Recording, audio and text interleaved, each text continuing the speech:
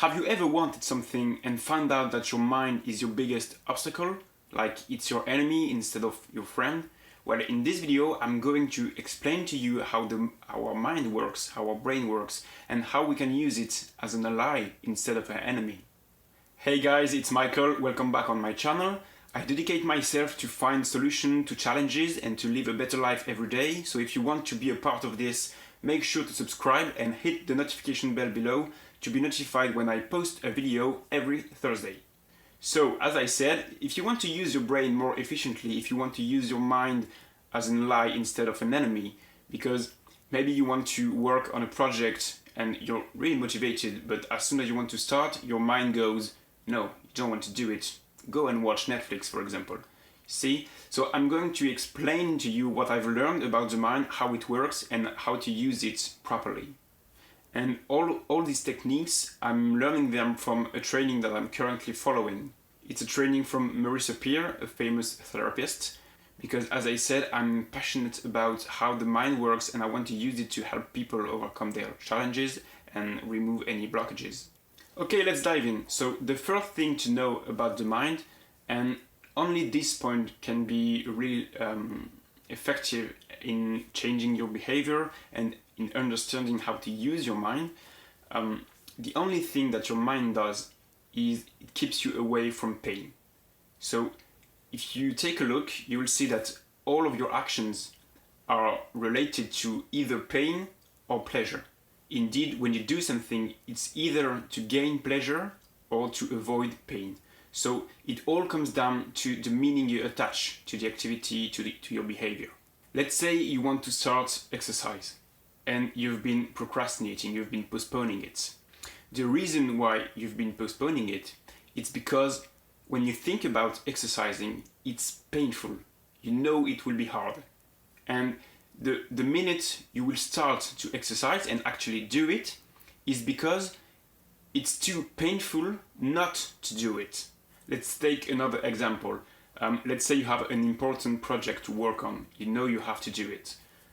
And have you ever wondered why, and if you did this, you're like me, when I was in school, I always waited like 2 days before the deadline, before start the work.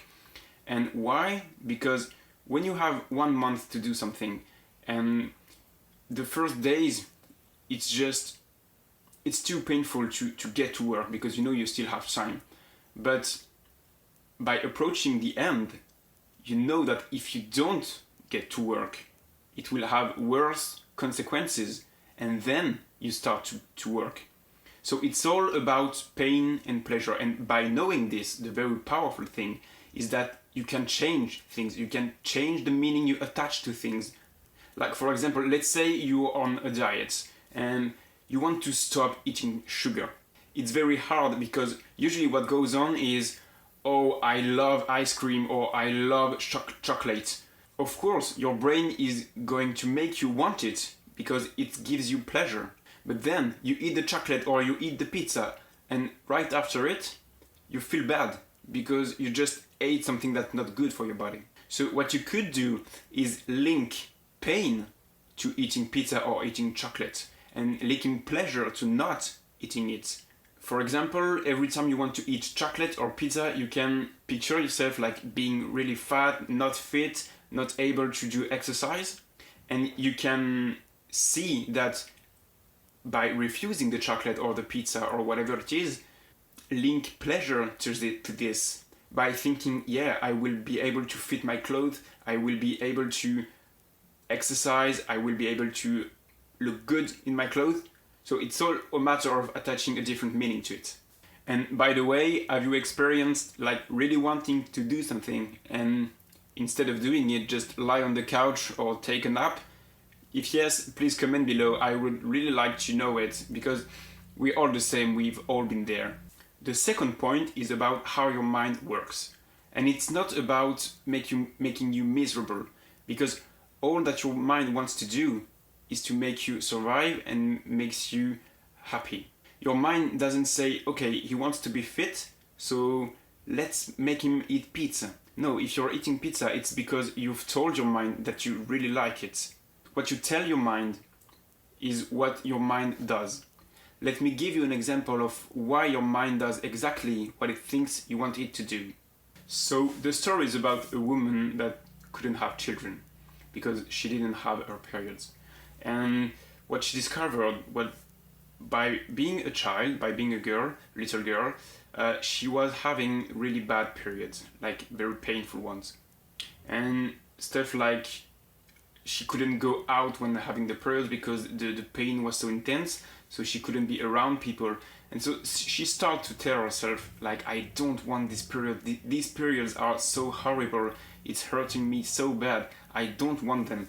And she kept saying that to herself over and over again, every time she had her periods. Eventually, her periods just were gone. So this is the power of the mind over the body.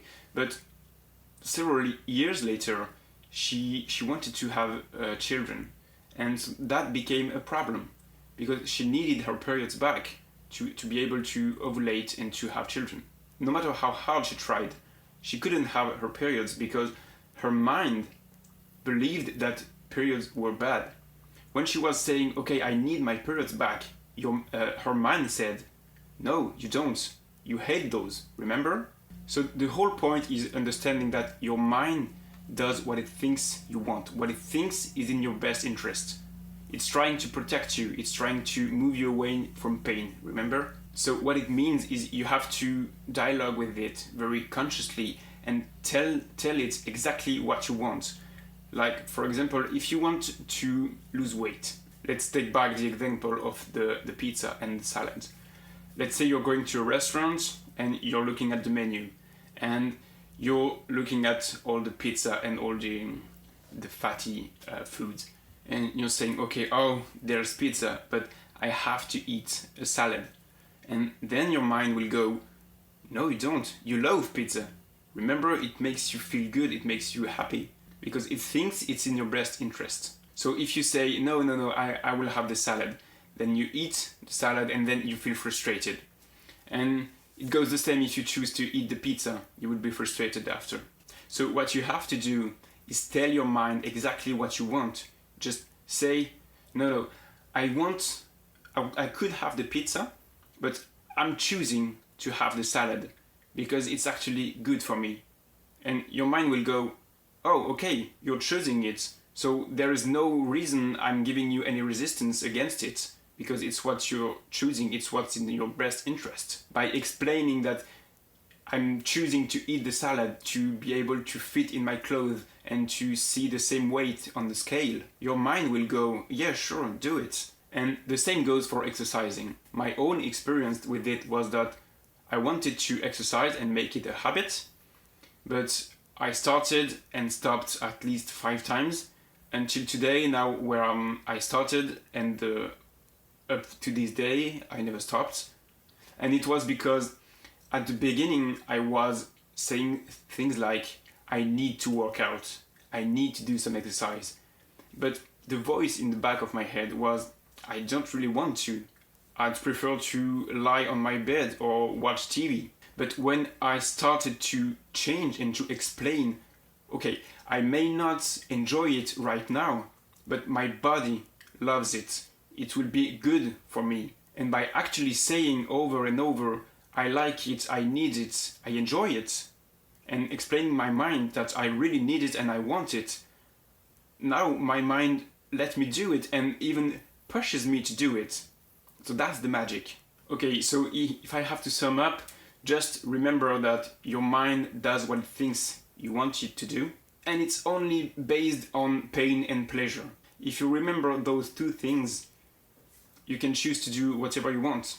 So now you understand how to use your mind efficiently and in a way that empowers you.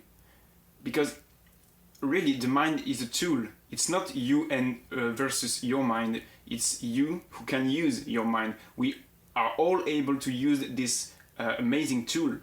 So go ahead and do it. With that said, I hope you guys really got some value from this video, because this principle really helped me to achieve what I want. So if you liked the video, please let me know by liking, subscribing to my channel and letting me know in the comments below. So anyway, thank you for watching this video, really, and I will see you guys in the next one. Bye bye.